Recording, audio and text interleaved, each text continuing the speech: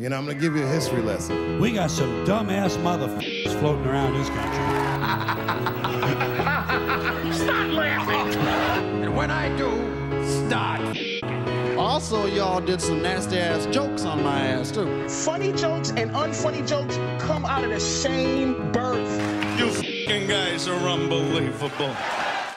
Why are you laughing? We're back. Evening, everybody. Welcome to another episode of Why Are You Laughing, a history of comedy podcast. And today, I am pleased to introduce to you Dr. William H. Cosby. That's right, the Cos, baby.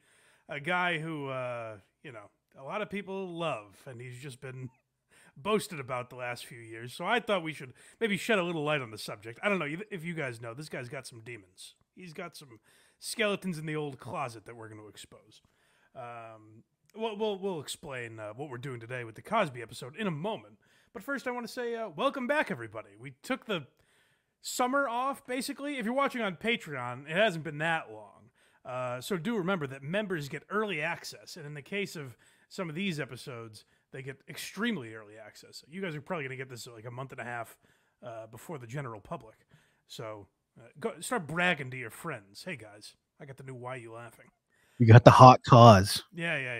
All the kids are going to be jealous. We got served a real Cosby today, guys. So, if you are jealous, if you're experiencing FOMO, then go to blindmike.net, where you can find all of our links. If you want to become a member on Patreon or YouTube to get early access and bonus content to all the stuff we do here, then please do so. Or if you just want to support the show for free, wherever you get podcasts, Apple, Spotify, YouTube, and also if you leave 5-star reviews, like, comment, subscribe, whatever your given platform allows you to do. All that stuff helps the algorithm. It helps people that might like this show find the show. So support the show in whatever way you see fit. We appreciate it. And thanks to you guys for... I got to say, it's both hurtful and nice. Because we don't have an audience that complained very much. A few people said, where's Why You Laughing? But no one was bitching. But I think, that means I'm not very successful is really what it means. So keep bumping those numbers, baby. We need people complaining when we take a few weeks off. There's a lot of people asking where it is in the Blind Mike Project chat. Yeah, I appreciate that, guys. So today we are talking about Bill Cosby. That's one I've been waiting to do for some time. And wanted to take my time with the episode to make sure I did it right, because Bill Cosby, as I joked at the beginning, is a guy that has been talked about a lot. And I toiled over exactly how to do this episode, because from a criminal perspective, I think that's been covered. There's documentaries like Chasing Cosby, and we need to talk about Cosby. So you guys can go into that if you want people really breaking down the crimes of Bill Cosby. There have also been people that have talked about the career of Bill Cosby and what a legend he is. Today, I wanted to merge the two and kind of see where they intersected, because I find Bill Cosby's career fascinating for a couple of levels. One, he is genuinely one of the most respected stand-ups ever. Of all time. There are, Pryor and Carlin you always hear as the two greatest. If you hear a third name thrown in there by great comics, I'd say the name you hear most third is Bill Cosby. I realized that sentence didn't make any sense. The name you hear most third, but you guys get what I'm saying. It's Cosby, Woody Allen. Like, Lenny Bruce is kind of out of the discussion because people of the last several generations were really influenced by Lenny Bruce.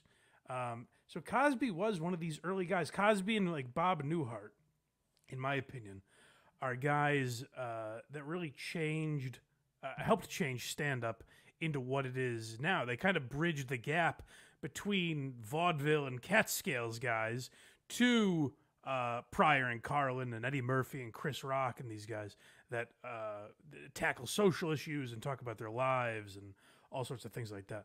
So today we are focusing on the hypocrisy of a comedy legend, as well as how his, shall we say, lifestyle, his criminal lifestyle, impacted what his legacy is today. So hope you guys enjoy it, and hope you like the way we approach this one. Is Bill Cosby the original comics comic? How so? How do you mean? Because you never hear anyone that's not a comic put him in their Mount Rushmore, but every comic's like, this is the guy. I don't know if I agree with that. Bill Cosby himself is one of the most Gigantic. one of the biggest specials of all time. People say even if they don't like Bill Cosby, they go, I never really liked Bill Cosby's comedy. Bill Cosby himself was great though. I think Cosby, because of the success of the show, became a figure. Now he never really stopped doing stand up. He put out a special in like 2014, like right before the. It's funny because I remember Cosby put out a special on Comedy Central right before the scandals came out, and it was called like Far From Finished. Mm-hmm. And I remember based on the commercials, me and a buddy of mine joked like, "Oh boy, this is the kind of special you put out like right before you die." It's like Bill Cosby, Far From Finished. And then in hindsight, we're like, "Boy, he probably wished he died right there." Would have been a great time to go. That would have been the time to go, because then some people would be like, "Did you hear Bill Cosby did some, drugging and raping," and people would be like, come on. Look at Michael Jackson. Right, kind of. Sure. No, everyone's still, thumping his tunes. I suppose that's true. Yeah. Anyways, to answer your question, I think the reason you don't hear Cosby in the pantheon with Pryor and Carlin in that way is probably because the show got him so famous on a different level. Right. Kind of like Steve Martin and Eddie Murphy. Unlike those guys, Cosby kept doing stand-up. Right. But Seinfeld as well, where it's like you start having discussions about a guy, and it's like, is this discussion because the show was so good, or is it because he's that good of a stand-up? But we will be breaking that down today as well. So Cosby's childhood, he was a star athlete in Philadelphia growing up, dropped out of high school. It seemed like I feel this is true of a lot of comics, where they're not dumb kids necessarily. In fact, a lot of them are incredibly smart, but they just do not give a fuck about what they're being taught in school and lose interest. That seems to be a common theme in a lot of the great comics that we've talked about. And then you also have guys like Greg Giraldo, who went to Harvard, so it runs the gambit. But Cosby's a guy that dropped out, joined the Navy, and this is a clip of his early stand-up talking about his Navy experience. And again, this is stuff he's talking about on stage, but this is the aspect of Cosby I find very interesting that we're going to dive into today. He mentioned something that piqued my interest. This is him becoming a honorary officer in the Navy. Okay. You see, I didn't like the language that was being used. I didn't like the yelling. I didn't like the threats. I never heard, as I said, I never heard profanity that I'm accustomed to hearing off and on. I just didn't know how to adjust to hearing this man yell at someone that it was 200 pounds of caterpillar pus.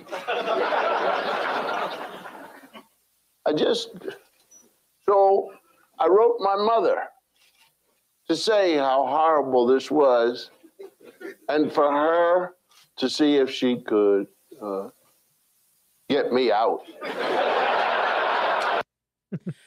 He's being funny there, but what I'm interested in right there is him talking about profanity, because that becomes ultimately Cosby's undoing, really. Right. Is his obsession with being a nanny for comedy, monitoring other people's language and how they dress and carry themselves.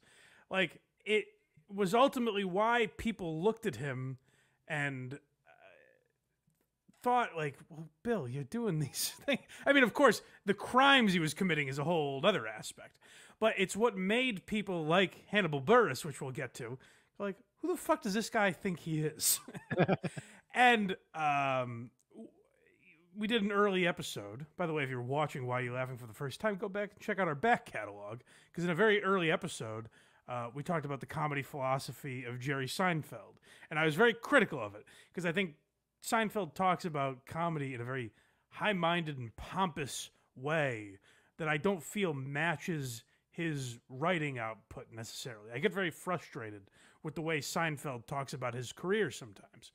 But even in that episode, the one caveat I have to give in Seinfeld's favor is that he never told other people how to live their lives, how to orchestrate their careers.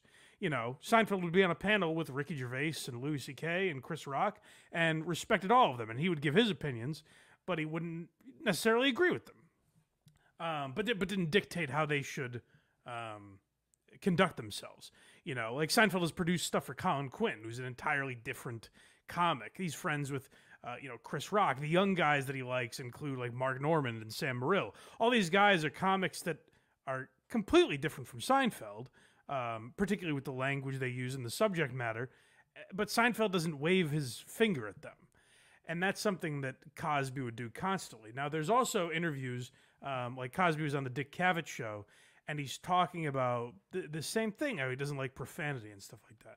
And he says, but I would never tell another comic, how to do their act, because there are some people that do, they use vulgar language that sell as many tickets as I do. And we found out that wasn't true. So I'd go out on a limb and say that this Bill Cosby seems like a real liar. Probably the worst crime he's guilty of. He's just a big fibber. Yeah, I think so. I think everything he says may not hold water.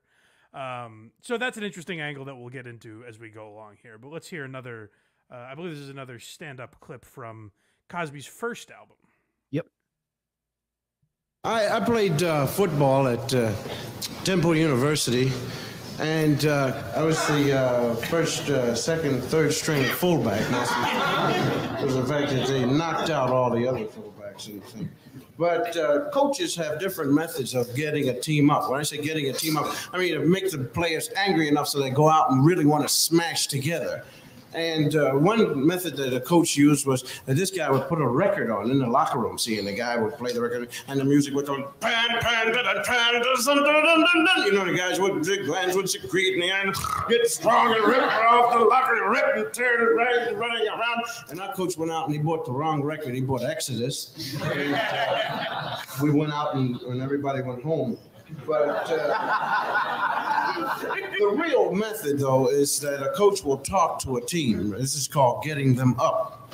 And our coach talked to us, I'll never forget this game. He said, fellas, he said, you know, we're out here to win, and we really want to win because we want to win. You guys want to win? Yeah, coach. He said, all right, then start acting like it. Let me hear you say kill, kill. Let me hear you say fight, fight. Let me hear you say you want to win. We want to win. Are you guys ready? Yeah, coach, we're ready. We're running around, tearing up the lockers, ripping up paper, busting the bitches. We're ready. Good. Okay, are you guys ready? Say fight, fight. Are we ready? It's okay. Go out there and get them. We ran. The door was locked.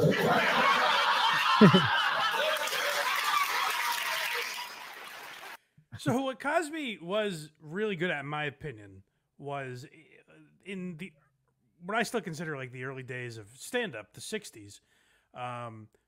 Lenny Bruce gets a lot of credit for pushing boundaries. And without Lenny Bruce, maybe you don't have at all, or maybe you don't get it as soon.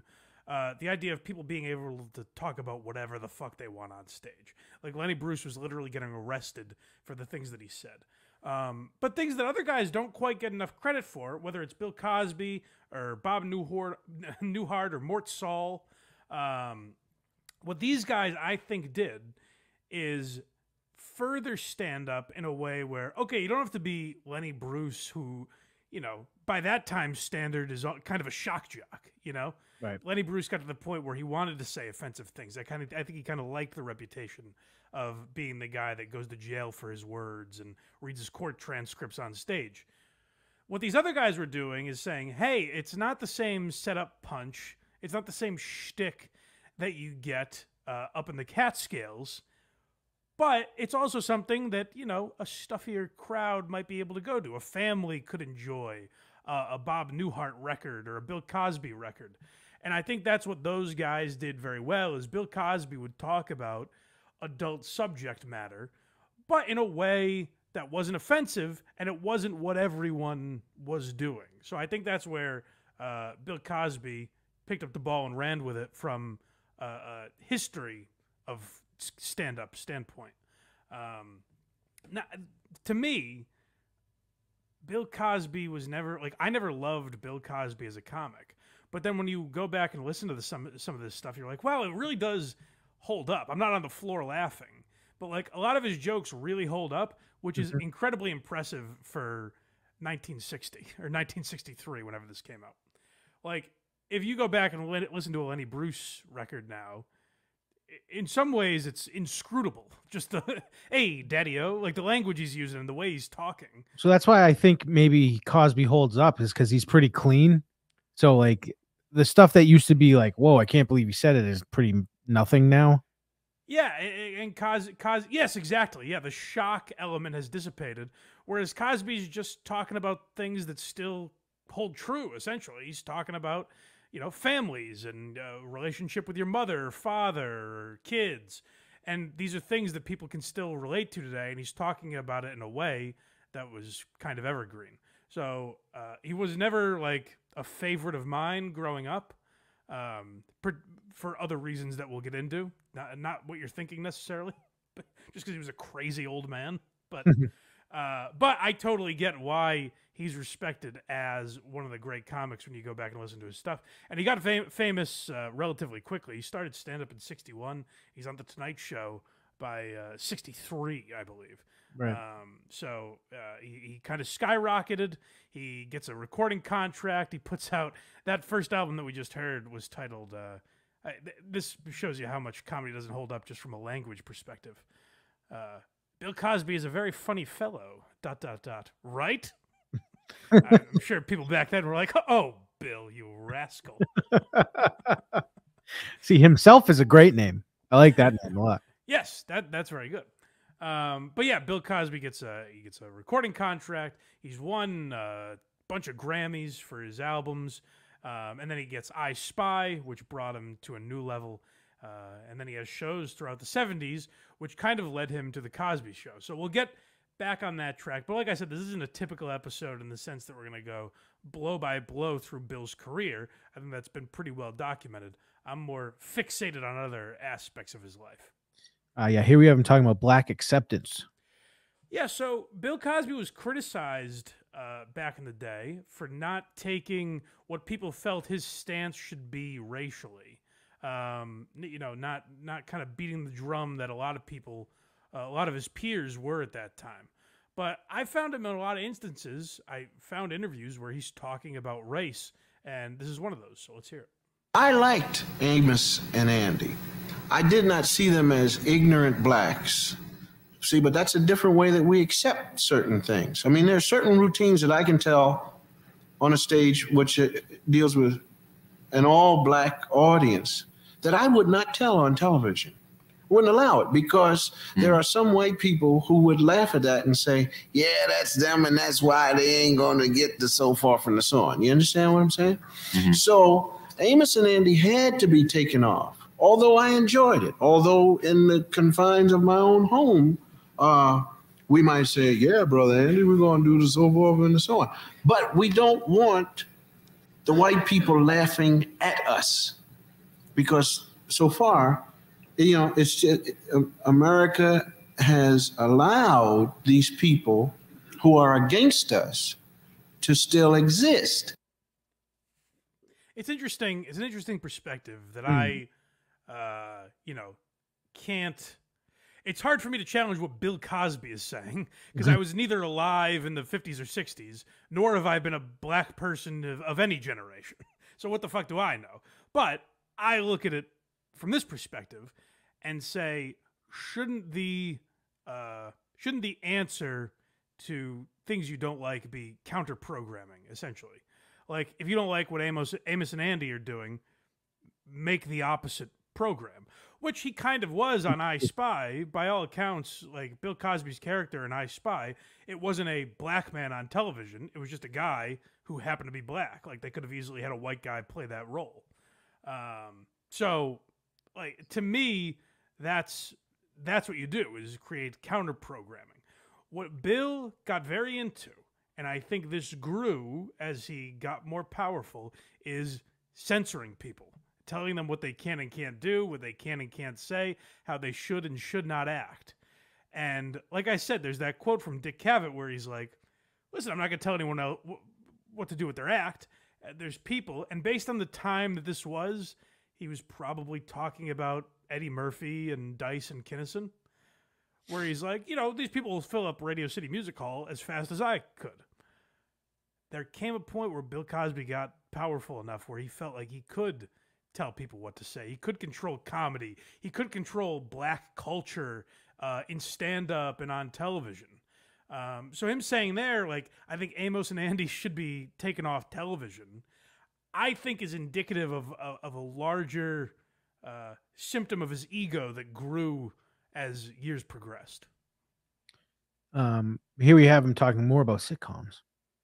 Okay. There was a problem when the Cosby Show came, before the Cosby Show came on, and that was, I was quite liberal. Cable was in. I was quite liberal in feeling that my children should see, and it was all right to see shows where there was cursing, where teenage boys and girls ran around, drank beer, and talked about sex, and then had sex, and then told their parents what they wanted to do, and then the parents let them do it. And after watching about 20 of those shows, I began to feel that my children were seeing enough of these things to actually believe that this could be the fun of the real world. And so I moved in and I monitored what they were looking at. And I watched network television, sitcoms, and I found that people were getting jokes off of thrill words. Well, my boobs are too small, and the audience would laugh.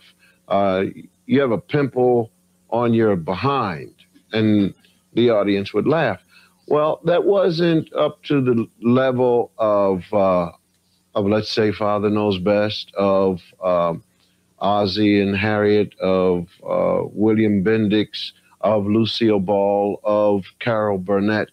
I felt that the writers were taking an easy way out, producers were taking an easy way out. 3 people in an apartment, none of them married, and here comes so-and-so's father, hide in the closet for 24 minutes. It just didn't mean or do anything, and I decided that I wanted to see something else on television. It was cheaper for me to come back and do this particular series than to throw away the TV sets I owned. So, I mean, it's been pointed out 10 million times, but how interesting is it that Bill Cosby was offended by an episode of Three's Company, and he's simultaneously drugging and raping women? I know. I think one of the great bits ever that Chappelle probably doesn't get enough credit for is when he goes on a rant about American history. He talks about women's suffrage and the Kennedys getting shot and Martin Luther King getting shot. And he does this a beautiful breakdown of history. And he goes, and it's amazing to think that whole entire time, Bill Cosby raped like 50 women. I also want to know who that one person, when he's like, the audience falls for all these tricks. Like you say, pimple on your behind, and then like one person laughed their ass off. Yeah, well, that's the thing is like, I think that's really, I don't know. I have a tough time with that because I look at like Larry the Cable Guy, and I think like, yeah, that is it. To me, it seems like dumb humor. But then I'm like, the guy was selling out fucking arenas. Like, he was a massive act. So that whole entire crew, like, that needs an episode, like the Blue Collar Comedy Tour. Like, I don't get it. For sure. Like, Ron White, I think, is such a misplaced there. Oh, yeah. He's one of my top 5, like, all time. I love Ron White.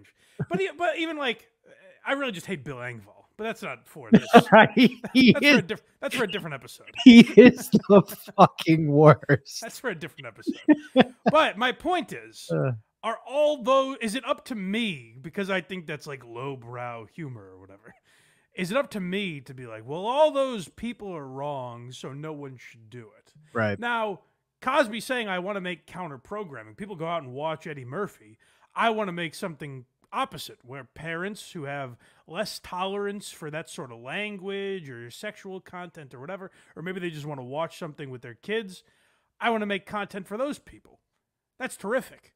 But to call Eddie Murphy up and say, you shouldn't be doing that, that I think is an entirely different thing. Like, to me, the proper line, as I mentioned Seinfeld, but like, Nate Bargatze right now is the quintessential clean comic. Right. Like, he's massive. And he came up with all these guys in New York. Like, his peers were, you know, Big J. Okerson and Dan Soder and Mark Normand and all these guys that are much dirtier than him. And Nate now has a YouTube channel where he puts other comic specials up. He produces things for people. And he says, hey, I'm going to produce clean comedy because TV clean basically is what he calls it. Because, like, I liked that. I kind of liked growing up, and the idea is not that everything, you have to be exposed to HBO level programming at a young age. But then Nate will also promote Big J's special, which might be the filthiest content you could find in comedy. Sure. You know? Like, Nate Bargatze will promote a guy that's talking about clit piercings. So, like, that's what I respect, is saying, hey, this is how I do it. And if you don't like how I do it, or if you like multiple things, there's other ways you can find that. And to me, that's why I think, from a comic perspective, that's why Cosby's the worst guy. Rape whoever you want, I say. Rape schmape, am I right? If you're able to get away with it for decades, maybe you deserve it. What I'm saying is, it's the wagging your finger at comedy that's wrong. That's where I draw the line. The last few years of his life have been miserable, but think how glorious the previous decades were. Right. That's exactly right. Here we have him talking about selfishness. I mean, it's just the title speaks for itself and how absurd it's going to be. Yeah. Coming from Bill Cosby's mouth. Selfishness plays a large role in our lives. And many times we do things to see if we can get away with it. Hold on. You're telling me this guy wasn't leaving breadcrumbs? Oh, there's so many breadcrumbs for this guy. I mean, sometimes you see what a woman's drug tolerance is. Is she going to stay awake? Who knows? Will she notice me? Maybe she's asleep, but eventually she'll notice me, right? These are the kind of things you test when you have massive power. And just Dick Cavett nodding his head. Or Donahue, whoever this is. It's like a Bible-sized book full of breadcrumbs this guy left looking back at it. Yeah. To see if we can get away with it. The more power you have, the more you have to control yourself in terms of using and abusing people. Or you don't. And I think that there is a supreme being, but I also think that it is our job to be as sensible as we can and not as selfish. Think twice, and then go on with what you believe in. But you better let me come in you. See, these clips are kind of embodying, to me, what is wrong with the Cosby legacy and trying to separate the art from the artist. Because that's really the core of what I wanted to break down in the episode. Like, is it, if you're making a list of the greatest comics and you have Cosby in your top 5, is that somehow wrong? And the answer, of course, is no, it's not wrong. But I do understand why, for a lot of people, it might be hard to separate, because Cosby is a guy, not only was he a monster behind the scenes, but he was also preaching to you the opposite. Like, that's what's really crazy. And the fact that his crimes were so thought out and organized. It's not like he was a guy with a drinking problem who made a mistake once. This was an organized thing that he carried on for decades, and meanwhile would go on shows and preach to you about a higher power and how you should conduct your family, how you should run your family and run your business. And Cosby was just in your face telling you how to act all the time. And that's ultimately what I think leaves a bad taste in people's mouths. Like you mentioned Michael Jackson earlier. Michael Jackson was a psychopath. Mm-hmm. Like he was nuts. So to me, if I hear bad come on the radio, I'm not like, oh, this guy was awfully disingenuous. Like it doesn't occur to me really, you know? Right. With Bill Cosby, when he's telling you about a nuclear family and his relationship with his wife and things like that, it's so transparent. It's in your face how much this guy was lying to you. So I do get why turning on the Cosby Show or an old Cosby record is might be tough for people to swallow. Right, and I don't think we have it, but like that Spanish Fly bit where I purposely didn't include that because I wanted to include that one other people have heard. Yeah, I just wanted to include a full depth of how hypocritical this guy was. But you hear that and you're like, what the fuck, dude? Like he just maps out everything he's done. Well, it is. It's also another reason I didn't include that is because it more points a finger at society. The idea that Bill Cosby went in prime time on with Larry King and was like, the girls sometimes they do whatever you give them the Spanish Fly, they'll do whatever you want. And Larry's like, oh, you dog, Bill. Stop telling them our secrets. No one was like, hey, that's a little weird.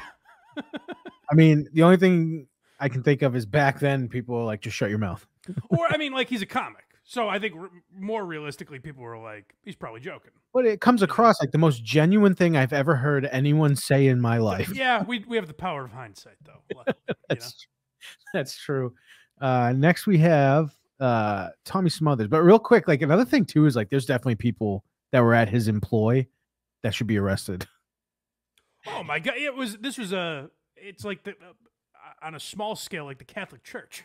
Yes, Bill Cosby was the Catholic Church. Exactly. Like there were cover-ups happening all over the place. Yeah, people who see something all of a sudden get moved to a different comic.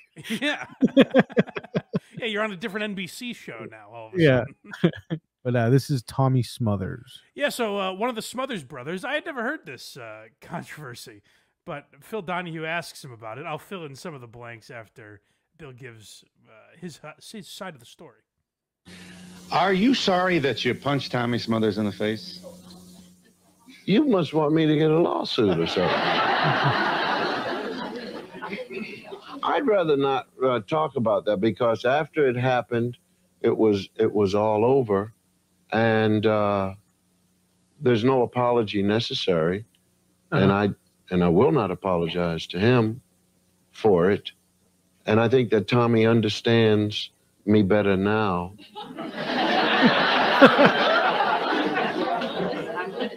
He knows why you punched him in the face. He absolutely does. He's well aware of why it happened. But you don't want to tell us why.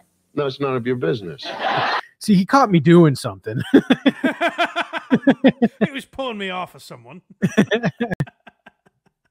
He said, "What are you putting in that drink?" I shocked him one. So this is also hilarious. Just like this idea that Cosby was a family man and everything. So at the Playboy Mansion one night, I guess Tommy Smothers, who by his own admission at the time was a bit of a loudmouth, he started just laying into Cosby about the civil rights movement, saying that Bill Cosby wasn't doing enough. He should be more outspoken about black issues and things like that. And I guess he got into his face enough that Cosby just fucking laid him out. The reason I found that clip interesting is a couple things. A, that's something I never knew about Cosby. Like that, I find that pretty interesting. But B, his answer there is, I think, indicative of what he was. It reminds me a lot of much different. What Bill Cosby did is much, much worse than this guy.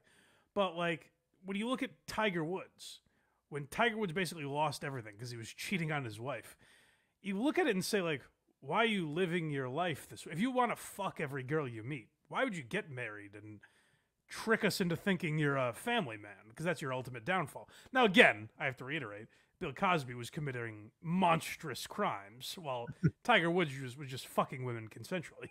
Right.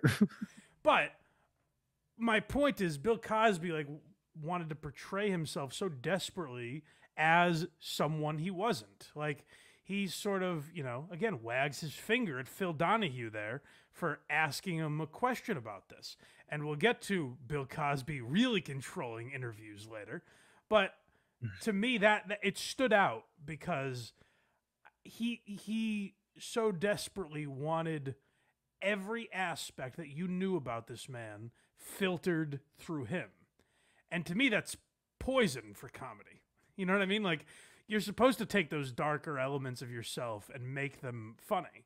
So most comics would take that Tommy Smothers incident and make it a 10-minute bit. And then eventually you'd do a show with Tommy Smothers. Like, it would be a whole thing. Mm-hmm. But Cosby's like, hey, we don't ask about that. Yeah, Michael Jordan went through something similar, except that he didn't punch anybody. Yeah, and to be clear, all the examples I use, Cosby is worse than Michael Jordan, Tiger Woods, all these things. Bill Cosby's worse than all of these people. I want to make that very clear. He is a true monster if you look at the things he was doing. And like Craig pointed out, like the Catholic Church, like it was an organized. He was a predator constantly. Yep, people around him are just as guilty. Well, not just as guilty. Not just. I mean, when you're drugging women so someone else can fuck them, I mean, you're just as guilty to me. Right. But here he is talking about abuse. I mean, so this is child abuse, I believe, right? Yeah, tomato. And this is again. Now, I will say for that time, maybe this doesn't stand out as much because, like, we also talked about a clip with Jerry Lewis where he's talking about beating his kids with Joan Rivers. He was on Joan Rivers' show, and he was talking very matter-of-factly about beating his kids. So I'll give you that different time, but just look at the way he's talking about abuse here. And I'm not too sure if at the time a strike may be as wrong as a talk that didn't work. I mean, what's the difference? I mean, if at a time when I say something to a child of mine and a child of mine decides to leash back at me, and I say, I said, do this, and the child then becomes outrageous, my opinion, and I physically apply a form of, for lack of a better word, discipline. Or if I sit and talk to the child and explain and say, I love you, which I do more than I hit, but the child goes off and does it again, you understand? I failed verbally. Why is it a verbal failing is not as bad as a physical failing? So people who say abuse, yes, abuse I don't believe in. There's a thing that I love to speak of. My mother and father gave me a beating. It was not abuse. Yeah, these women, they had to learn a lesson. They said no thank you to me, and they had to learn a lesson, That's lesson teaching. It's not abuse. You understand? See, that to me, just the way Cosby thought of abuse, like he was doing what was right, that mentality is so fascinating to me. And it is interesting to watch a guy, because like I said, in stand-up and comedy, seemingly, you do kind of have to be genuine.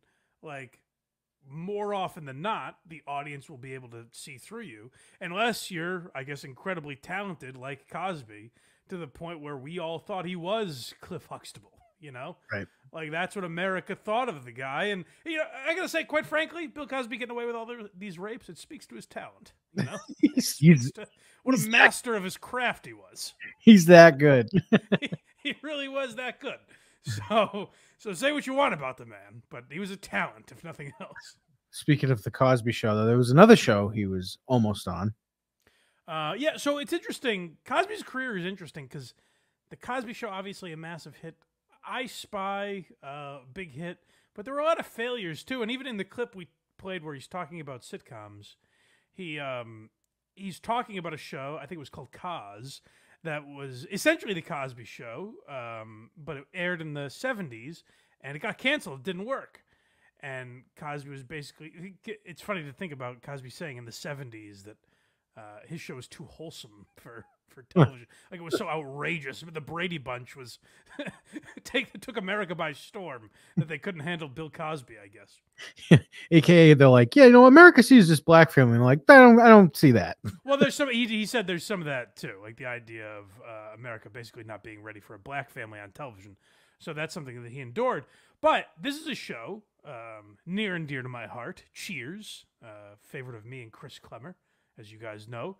So the reason I find this interesting is because I wonder how this would have changed some of Cosby's career. But let's hear from the Charles brothers. Believe it or not, one of the people that we had considered early on for the part of Sam was Bill Cosby. At that time, he didn't have a series. I was interested in doing television. Who approached you about that? The network. I believe it was the network. Would have sure been a different show. But what we did have, one of the things we established as a principle when we were casting is let's go with unknowns. That would have been the Bill Cosby Show. And we didn't want that. Somebody once told us, never have an actor's name title of your show, because then you can't fire them. So that was never going to be a danger anyway, but still, in fact, it would have been the Bill Cosby Show, and it didn't feel right. Yeah, and they went on to say that Shelley Long didn't deserve that. They're like, we like her, but she doesn't need a Cosby cocktail. Bill Cosby is Sam, then just Kirstie Alley's just passed out in a booth all the time. Well, what led me to that is, and this is again focused on his career, not his the atrocities he committed, but career-wise, I wonder how Bill Cosby would have been different if he was known for a show like Cheers, as opposed to the Cosby Show. Does he stick with that family dynamic? He's on a show that takes place in a bar that is a little more, I don't know the right word, but racy, I get, whatever you want to call it. Adult? It's about a single guy. I don't know how close the Sam Malone character would have been, but the Sam Malone that Ted Danson played is a coxman, basically. Right. Like, if Cosby's playing a character like that, is his career entirely different? Does he drop the facade of being this guy who tells you to, pull your pants up, turn your hat straight, and stop saying naughty words? That to me I find interesting. But more so what I find interesting is the idea that Coach and Sam on Cheers were originally slated to be Bill Cosby and John Madden, which is a show I absolutely wish was aired. But I need that. That would have been tremendous. Can I please get a table read? Well, not anymore. But, yeah. So we'll never know the answer, but it is interesting to me. Now, he was very straight laced in his stand up and everything, but I guess that's what I wonder. Again, the crimes would still probably be committed as Bill Cosby gets more powerful. But I just mean from a comedy perspective, would he be so locked in to dictating how other people run their careers?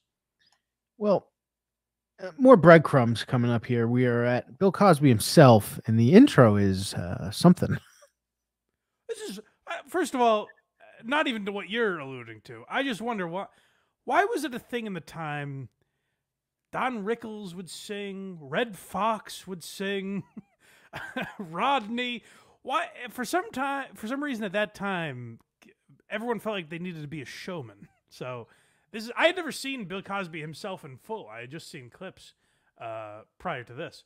So I didn't realize it started this way.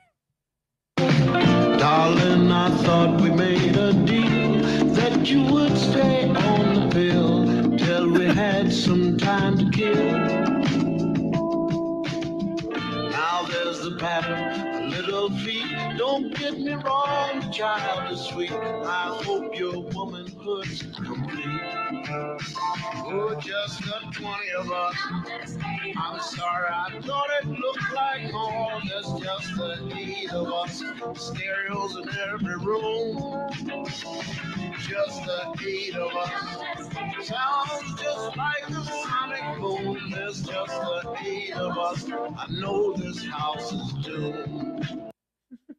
I gotta say, you know, I know what you're alluding to, but I don't think Bill Cosby could take too much umbrage with a gal that wasn't on the pill, you know? It's not like they were negotiating their arrangement beforehand. It's such a problem that he's like, I got to put this in song. It is weird, though. I guess that was just a different time. I guess that was a thing where all these guys were, you know, they were song and dance men. They were showmen, but very funny to me. But this is the opener from Bill Cosby himself. Again, proving, like, he absolutely was funny, and you can see why, like, his stuff holds up and meant a lot to comics in particular. Sit up there and yell like that. Today's only Thursday, for crying out loud. Thursday. You gotta wait till Friday. It's always strange. I've had a lot of people work for me. And I found out it's a funny thing that you give them Saturday and Sunday off, and they work so hard to get to those 2 days. And those are the 2 days that they totally destroy themselves. I mean, you know, you think to yourself, you say, my goodness, I really pounded these people and worked them to death. And Friday comes and they say, yeah! And then they come in Mondays. So, boy, am I glad to be back here. I'm no good on my own. I was given 2 whole days, and I just went crazy. That is a very funny take, and it's actually a take I don't know that I've heard before. Right. Like, the idea of him talking about the weekend, like, why do you treat your body that way, it is very funny and does hold up many years later.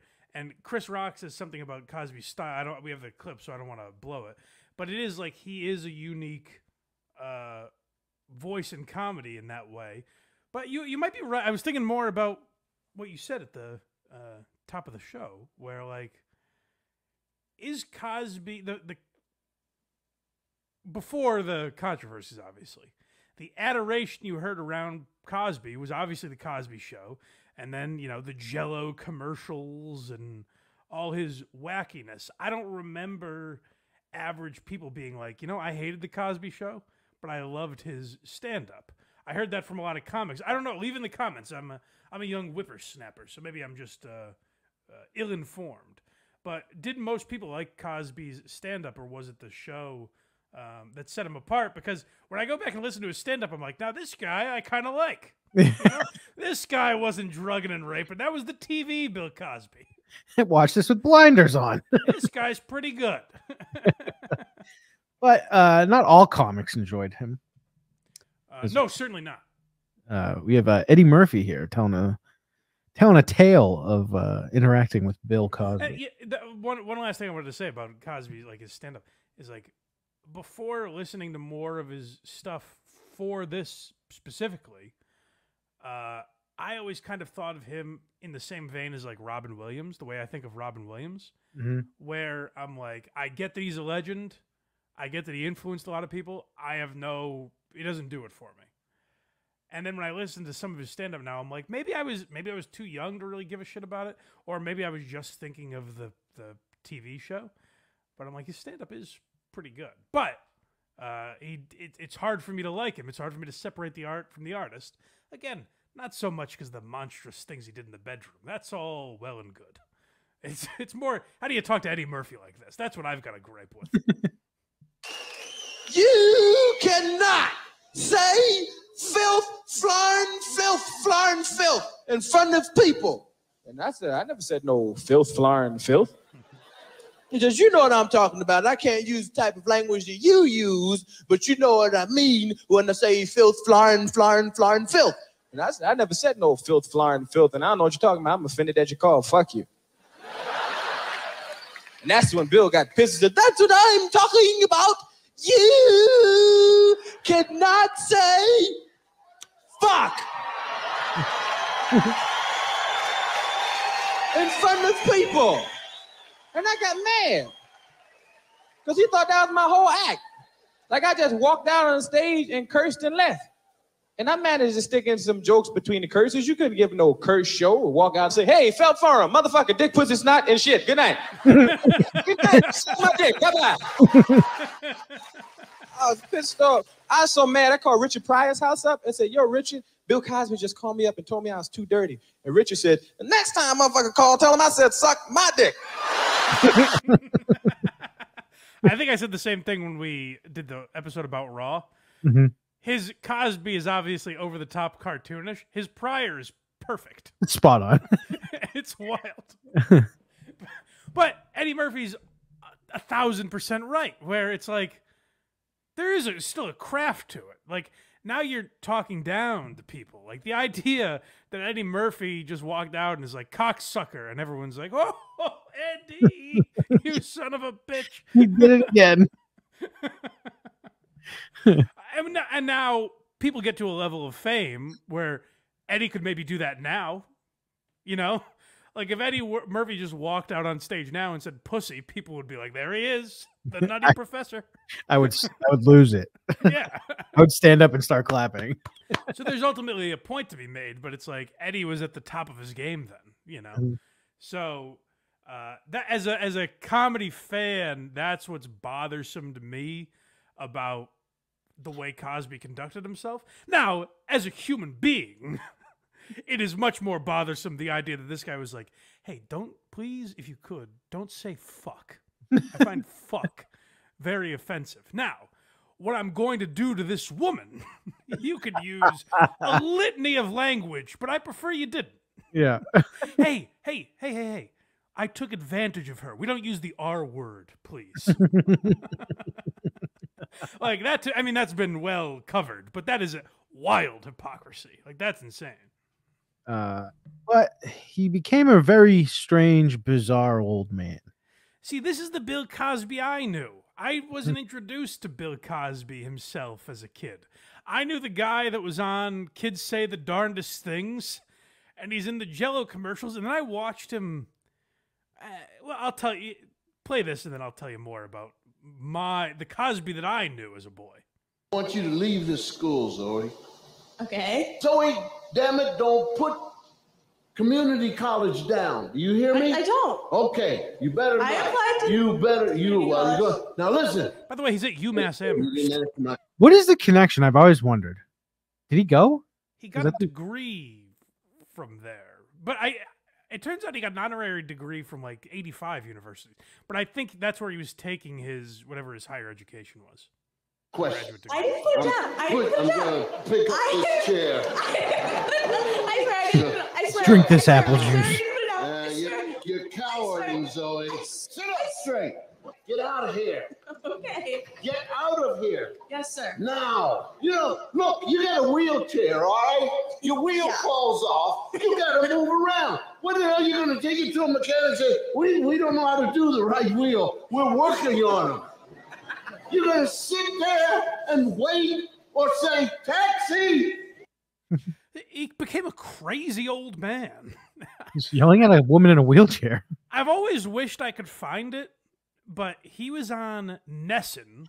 For those of you outside of New England, that's where the Red Sox and Bruins broadcast their games. He was on a Red Sox pregame show once, and it was the most bizarre television appearance. I've never been able to find it, so if you guys know where I can find that somehow, please send it to me. But it was kind of like that, where he's just ranting and raving. And he became the Eddie Murphy impression. Like, we heard the older clips of him. That's not how Bill Cosby talked. But he became that, where he's doing Cosby later in life. And he's like, if you needed to fix the wheel, stand up and fix the jippity-zappity-bop. This isn't a human being anymore. What are you doing, Bill? That impression was so good, I feel guilty talking to you. Well, thank you. It's just as good as Eddie's. But yeah, he like made these Letterman appearances and stuff. But I do have to say, I watched Far From Finished when it came out. his Comedy Central special, and he sits on the stool and he does his act, and I was like, okay, I get it. Even though, even crazy Cosby, he was a pro stand-up. But, again, what's interesting about Bill is, other shows have been taken off the air for different levels of controversy, and I'm always like, well, that's silly. With Cosby, he's preaching to you so much about how you should live your life in everything he does. I do understand why it would be hard for people to watch The Cosby Show. And to me, pulling The Cosby Show off television is actually, unlike many other moves like that, that's actually like a financial move, where I think networks are saying, people are going to turn their televisions off if they see this man, tell Theo what he should do on his first date. All that great advice he gave, just right down the toilet. Yeah, people will vomit if they see that. So that, again, I do understand. I will say, however, when you are putting together lists of the greatest stand-ups of all time, unless it's your favorite doesn't have to be Bill Cosby. We may have a list coming out soon of my own, and Bill Cosby won't be on it just because he never spoke to me. His stuff never really spoke to me when I was a kid or anything. But if you're talking about the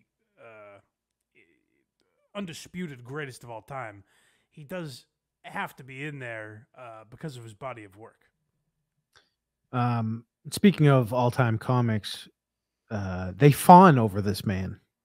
Is this the comedian clip? Yes, it is. So this is from Jerry Seinfeld's Comedian. Great documentary about stand-up. If you haven't watched it and you're a stand-up fan, you certainly should. The ending has been soured with history, though, unfortunately. Yeah. So this, at the time, you get to the end of this documentary and you're like, holy shit, all this advice on comedy, now we're getting it from the guy, the legend. And like I said, now it doesn't quite have the same feel, but this I've always enjoyed from Comedian. Yes. Really? Yeah, because of the theater. I would rather do, I don't know what this is, it's 26, 27. I'd rather do 2 of these than one in an 8-seater. You know what I mean? Yeah. This is a comfortable size. I feel I can put a little bit of this. Mm-hmm. I can stop. I can go over here. I can veer back. I can come around the side. Dude, this is normal. Dude, really? At 2 o'clock? Sure. I love it. Yeah. I just love it. Isn't it fun that you have taken what is comedy and what is you, and now you have a body of work that, you can go to any bar. You can be 70 years old, and you could stand beside Bill Russell, Muhammad Ali, Willie Mays, Joe Louis. And when those guys are saying, I played the shit out, real quick. I knocked the shit out. I think maybe it got cut, but he names those athletes. I think Jerry didn't like that Colin said, but he names those athletes, and Colin Quinn goes, all right, name a white guy now, Bill. It's getting obnoxious. I did get that part. You know what I mean? I think it's one of the great moments of being a performer when you can say, I took what I had and I knocked it out of the park, and that's what you've done. It's interesting to watch. You see the reverence that Seinfeld has for him, and I think Seinfeld has the right approach. I've heard him talk about it in a couple different interviews where he's like, "Yeah, the crimes are horrible. I think you can separate those things, and I can say I enjoyed these things that Bill Cosby put out, and I didn't particularly enjoy the news about him later in life. It was kind of a tough pill to swallow. Yeah. Especially when he's got that clip right there of Cosby just being like, "You're great. You're the best." He's like, "Damn, I can't really show that to anybody anymore." It is interesting to me, though, and it's like, people can get indignant about whatever they like, But it's like when you see things like the Family Guy clip or the 30 Rock clip or any of the shows that hinted over the years at Bill Cosby being some kind of monster, people kind of applaud them for that and say like, oh, see, they knew and they were trying to say something. Well, they could have just said something, you know? They could have just said, hey, this guy's raping people. Now, I will also give the other side of that argument and say, you know, Felicia Rashad worked with the guy. It's not on her to know everything he's doing. She might be like, oh, Bill liked to fool around. That doesn't mean she knows he's drugging and raping women, you know? Plus, like Family Guy, like you could hear rumors, but if you're going to come out and directly say he's a rapist, you better know. Yeah, that's true. But there was accusations in the 90s or early 2000s, I forget, where it got pretty public. Right. But it went away, so everyone thought he was innocent or something like that. John Amos did an interview where he was talking about he guest starred on the Cosby Show, and he said he was just talking, going about his business, however he usually casually talks. And he said something. He's like, I don't even remember what he said, goddamn or fuck or something. And he said the set got quiet. And Felicia Rashad came over to him and goes, so John, we don't talk like that here. And he goes, what the fuck did I say? What are you talking about? He's like, she's like, you can't curse here. And he was like, oh, geez. So that's how much of an iron fist Bill ruled with. Yeah, iron fist by day and night.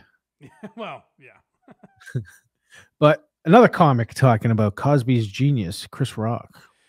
Yeah, so this to me I find very interesting. And this is like, you know, Chris Rock's opinion I put in pretty high regard.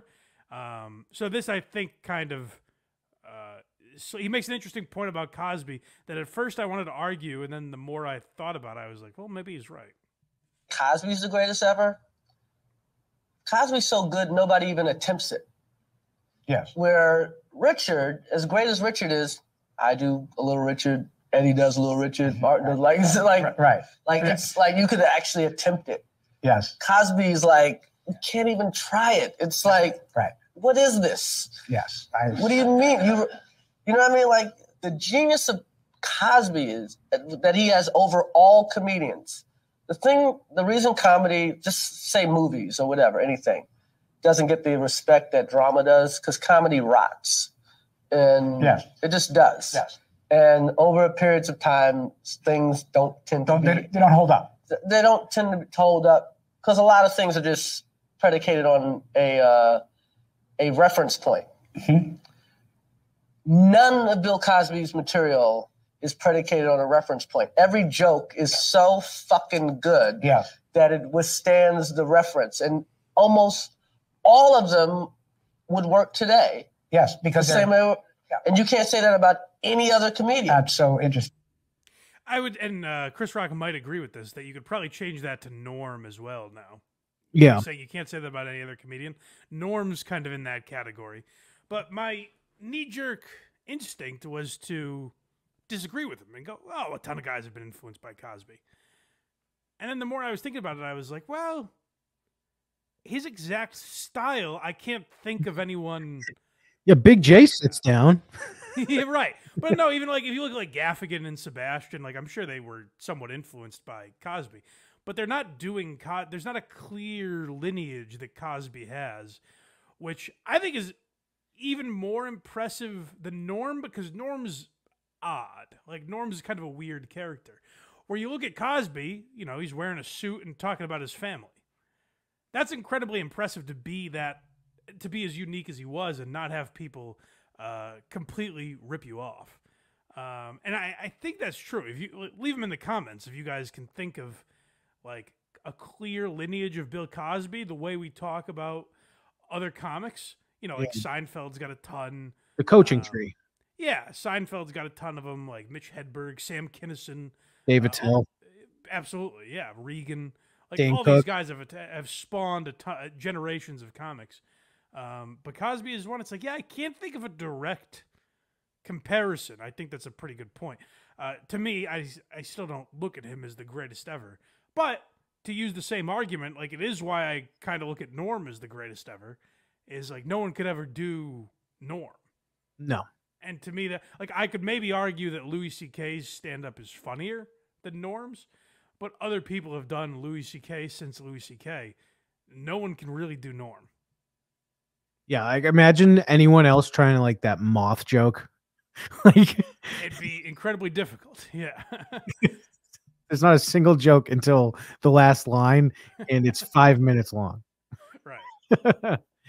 But we are at the clip that started it all, baby. Oh yeah, so this is what's really crazy is that Hannibal Buress was looking at it kind of matter-of-factly, and he had no anticipation that this would come out. He was just doing a joke on stage, and someone was filming it. You know what's weird to me is like, why was someone filming this part? I get maybe just enough people have their phones out, but it seems like they just start filming when he's talking about Bill Cosby and end at a weird point too. But this is what started the controversy. As the fucking smuggest old black man public persona that I hate. This kid's on TV. Pull your pants up, black people. I was on TV in the 80s. I can talk down to you because I had a successful sitcom. Yeah, it was great living with Bill Cosby, so it brings you down a couple notches. I don't curse on stage, but yeah, you're a rapist, so I can take you saying lots of motherfuckers on Bill Cosby himself if you weren't a rapist. For the most part, it's fucking public Teflon image. I've done this bit on stage, and people don't believe people think I'm making it up. I'm like, Bill Cosby, there's a lot of rape allegations. No, you do. That shit is upsetting. If you didn't know about it, trust me. You leave here, Google Bill Cosby rape. That shit has more. I'll tell you, what it really exposed more than anything is how bad journalism is in this country. No shit. Like, all it took was Hannibal saying, essentially, in my mind, what made it a controversy was Hannibal saying, yeah, no one ever believes me, but go home and Google it. And enough of those people went home and Googled it and posted it on social media and everything that it caught steam. You know? Mm-hmm. Now, it also comes at a time, like, this is 2 years, maybe a year and a half, I forget exactly, before the Me Too movement. So this comes at a time where things are changing in this country also. Like, people were more ready to accuse people in power of things like that. So that's an element of it also. But it really does expose how horrible journalism is and how, I'm sure, how many more things of this nature are being covered up every single day. Because all it took was Hannibal Buress saying, like, you guys know he's a fucking rapist, right? And the right person seeing it and going like, oh yeah, no, it checks out. He is a rapist. You know what? I did Google it. Yeah. Within a couple of weeks, we knew this guy was guilty as sin. I think that video led to two things. What's that? One, the downfall of Hannibal's career. He was never the same after that, I feel. So I'll tell you what's interesting. Well, tell me your other thing and I'll get back to Hannibal. I think that led to Chappelle starting the trend of locking up cell phones. Oh, maybe. Interesting. Yeah, that's very that and Kramer maybe. But yeah, what's interesting about Hannibal is people say like Hannibal got famous because of the Bill Cosby thing. No. Hannibal has some amazing material. Yes. Animal Furnace, and I'm trying to think of the name of the other one. My Real Name is Hannibal, I think. I think so. Something like that. I mean, yeah. Those are two great specials. Like, I think Hannibal Buress is a tremendous stand-up. And then, yeah, I watched him talk about this on Rogan. He had a Comedy Central deal already in place. He wrote for SNL and 30 Rock. Like, his career was going very well. He had a Comedy Central deal that was supposed to premiere like a month. It was supposed to be announced like a month after this Cosby thing happened. And they had to push back the announcement of it because it would have looked like Hannibal was like, hey, the Cosby guy got a TV show, everyone. And Hannibal was like, I have no interest in being linked. I don't want this to be the defining moment of my career. And then he was on the Bieber roast. Yeah. Because Comedy Central was trying to promote that show. And that was every joke, is Hannibal took down Bill Cosby. So I don't know what happened, where Hannibal got into, like, music. He started, like, doing music. He was, like, DJing or something for a while. I don't really know what's happened to Hannibal Buress, but he was on track. Like, him and John Mulaney were at the same level at that time. Right. But, like, he got so much backlash for that. Which is insane, by the way. He literally did nothing wrong. Right. He wasn't doing it for attention. He didn't want that out there. And he basically said, I kind of regret doing it. Like, based on how it affected me, I don't know that I would have done that again in that way. Right, because he was taking off. He was the biggest thing in stand-up, and then that happened. Which I think if Hannibal put out a tour today, I think it would sell very well. I don't think he'd have a problem. You know what I mean? Yeah, but he also got into like weird stuff with like didn't he like move to like Taiwan or some shit for like a year? Yeah, I think it fucked him up in a weird way. I think there's not like guys like us will never understand what that does to someone. Right. Because it was on such a global scale. And don't forget, at that time, there were people that were like, Hannibal's lying. Right. Well, that's what I mean. Like there were a lot of people that believed Bill Cosby for a long time. Right. So yeah, that fucked with him in a very weird way, and it derailed yet another career killed by Bill Cosby. That dream's dashed by that. Because Hannibal was and is a great comic, but yeah, definitely threw him for a loop. So yeah, yet another body in the wake of Bill Cosby. And then he just ended up with Eric Andre. That's just so for a time there was pushback. There were people that said like, "Oh, this is all bullshit." And you know what? Again, this didn't even dawn on me till right now. This is before Me Too, and it was at a time where like a lot of the cancel culture stuff was really just starting to heat up. Mm-hmm.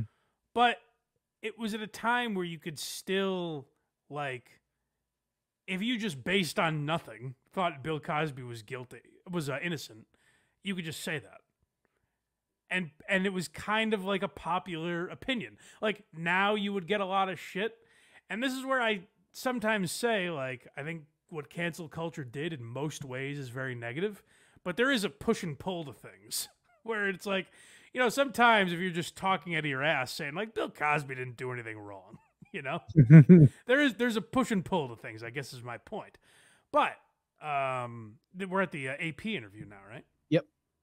This gives you a real insight into the kind of monster that Bill Cosby is. You know, like we don't have video footage of him doing what he did to any of these women. To me, this is about as close as you get. Watching this, him trying to intimidate this interviewer is about as close as we'll ever see to what the real guy is like. Thank you. Appreciate your time. Thank you. Now, can I get something from you? What's that? That none of that will be shown. For anyone that doesn't remember, by the way, what's really weird about this is he asks Cosby about the Hannibal thing going viral, and Cosby goes, "Oh, we don't talk about that because there's nothing to it. We don't talk about that." So he gives basically a nothing answer and kind of intimidates the guy into moving on.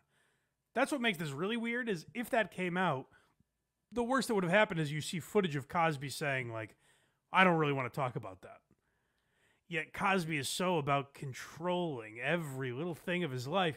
That's what's interesting about these guys. Same with, like, Weinstein and all these powerful guys that got taken down. They're so used to controlling their life that when things start to unravel, they forget, like, oh, people are out to get me. I can't just literally do whatever I want anymore. I can't tell this guy I'm going to ruin his career while being filmed and my fucking lapel mic is still on and have that not get out. Right. I can't promise that myself, but you didn't say anything. I know I didn't say anything, but I'm asking your integrity that since I didn't want to say anything, but I did answer you in terms of I don't want to say anything of what value will it have. I don't think it will. Ma'am, what'd you say? Sorry? What did you say? I don't think it has any value either. Yeah. And I would appreciate... By the way, that lady is trying to appease Bill. She's like, you know what, Bill, you're absolutely right. Whoever that lady is I don't know what her role in all of this is, but that is, she's standing in the place of whoever has helped Bill Cosby cover all this shit up for so many years. Let's get him the fuck out of this room. Yeah. If it was scuttled. I hear you. I will tell that to my editors, and I think that they will understand. Well, I think if you want to consider yourself to be serious, that it will not appear anywhere. Okay. I appreciate what you've asked. Thank you. Thank you. Thank you. And we thought, by the way, because it was AP, that it wouldn't be necessary to go over that question with you. And we haven't. It's interesting to watch a guy like this manipulate some young dumb interviewer. Yeah. Where he's like, "Oh, I thought you guys had standards," and that's where you see again. It's very easy for us to like, let's say this interview never saw the light of day. It would be very easy for us to criticize this interviewer, but this kid is in a weird way another Bill Cosby victim, where he's like, "Oh fuck, this guy! It's Bill Cosby. He's gonna ruin my fucking career if I put this out there." Right, because this was prior to him getting in all the trouble. Yeah, so that's what happened to so many people. Not just Cosby's victims, but people that worked on his show, his manager, and like the people that represented him. Like everyone thought their career would be ruined because this guy was so powerful. In the past 2 months, but they want, my boss is wanting me to ask. If you will just tell your boss the reason why we didn't say that up front was because we thought that AP had the integrity to not ask. And one other point on that, one of the 3 major TV writers for the AP in Los Angeles called me up and asked me, Lynn Elbert, and we're not addressing it. So she said, fine, and she just closed it off. Hey, bitch. I think you need to get you know off. the 80 rapes? We told you not to talk about those. She said, fine, and she just closed it off. Okay. And I think you need to get on the phone with his I will, yeah. person immediately. Okay. Okay, thank you. See, like, all right, that's kind of, whether or not it's what he meant, to that kid it's symbolizing, like, hey, can we get this kid fired real quick? Right. So immediately that kid's scared into, like, not doing anything. That's why I say that footage is as close as we'll ever get to seeing the true monster of Bill Cosby. Now, there was plenty of weird stuff, like him yelling, hey, hey, hey, as he walks out of the fucking trial. Right. And shit like that. And he's a free man now, based on a technicality. Yeah, technicality, a flaw in the legal system, basically. He walks free, and we've always heard these rumors of Bill Cosby booting up a stand-up career again. It seems like he's thought better of that. At this point, it still hasn't happened. So, and we'll be there if he does. Oh yeah, we flying. A gearhead meetup wherever he goes. Wherever this show is, we'll be there. I wonder if that would be a tough ticket to get, or would be the only people there. I think it'd be a tough ticket, and he'll get. So too, yeah. I think he'd get booed pretty heavily the whole time. It'd be interesting, yeah. So, Bill, let us know if we'll be front row with bells on. If you want to fire something up, come to Boston. You're a mass guy. It was also weird to find. I was just looking into like his doctorate from UMass, which is he's not a doctor. It was just bullshit because of his. It was honorary because of his, like the Fat Albert child programming. Yeah, he's in classes, so they gave him a doctorate. Yeah, he's a Jill Biden doctor. Sure. Well, whatever. Craig's been waiting to insert that. I wasn't. But it's out like it was at like 30 universities. There were like 50 different stories. Bill Cosby's diploma revoked here, revoked here, revoked here. Crazy. So yeah, that's I don't know. That's the kind of what's the true irony of it all is that I mentioned the Chappelle joke earlier, but there's some great like vulgar jokes that came out of Bill Cosby's scandal, oddly, showing Bill how expansive comedy could be. Like, Jim Jeffries has a tremendous joke where he talks about Bill Cosby, and he goes, "Now, as far as rapes go, they weren't the worst." He wasn't holding him down and fucking raping him.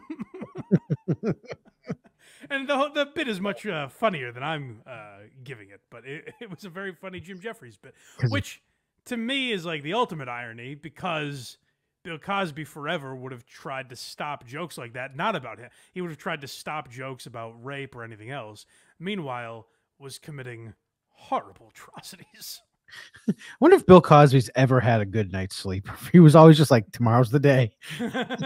Well, no, I think you're absolutely wrong, because as you see in that interview there, I think he was so sure of himself that he could squash anything. True. Like, anyone speaks up about him, they're done. So I think he, didn't miss a wink of sleep. Yeah, he's not such a moneymaker at this point that he has that pull. That's actually the scary thing. Now, to be like, he did have a deal with Netflix. He was going to have another show and maybe a stand-up special or something. But it is scary to think about the fact that, like, when this stuff always comes out, like, when you're just of no value to them anymore. If you're of value, they'll help you cover it up. But if you can make them a few bucks, then we'll look the other way. But it's time for our favorite segment. Well, you guys know how much I've been talking about what a hypocrite Bill Cosby is. And frankly, I think that's the worst thing about Bill Cosby. Now, do you think Cosby's legacy will be hurt? Yeah. You do, huh? I mean, that might be my favorite. This is an amazing clip, but that might be my favorite part is Seinfeld would go, yeah. That's the funniest thing he's ever said. Yeah. Yeah. You do, huh? I mean, there was a comedian, Patton Oswalt, he told me, I think the worst part of the Cosby thing was the hypocrisy. And I disagreed. You disagree with that? Yeah. I thought it was the raping. As my feeling, most rapists are hypocrites. You don't meet many go, I like raping, and I know it's not politically correct, but by God, people go, well, he's not being a hypocrite, and that's the worst part.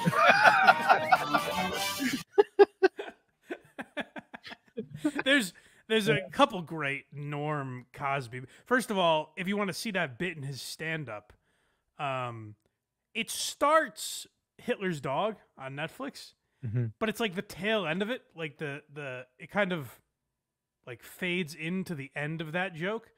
So I think the full version, it might be in his like Gotham, Live at Gotham set that's on YouTube. But he goes into further detail where he's like, and second is the drugging, and then the scheming. Anyways, I've got a whole list. But also on Letterman, and I couldn't find the Letterman version, which I think is the best version. There's a version of him telling the story on Dennis Miller, but I couldn't find him on Letterman, which we'd probably get taken down for anyways, so it's for the better, I suppose. We'll probably get taken down for just playing that last clip. I know. Damn you, Jerry. Did you have enough money? But Norm has a story about Bill Cosby calling his father, which is great. If you don't know it, you should look it up. I won't spoil it. But it's a kind of it's a nice story about Cosby. And Norm went on Letterman after all this, and he goes, I used to have a Bill Cosby story. Probably the best Bill Cosby story there ever was. Now it's not in the top 10,000.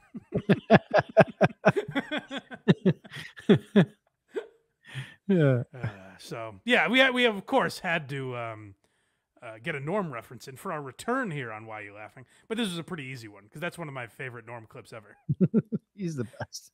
I like the idea of Patton Oswalt saying that too. I think he's high-minded. He's like, this guy might be on some, but maybe if you got rid of them after. Well, listen. I don't get into that kind of conspiracy. But what I do get into is blindmike.net. If you could be so kind as to go there.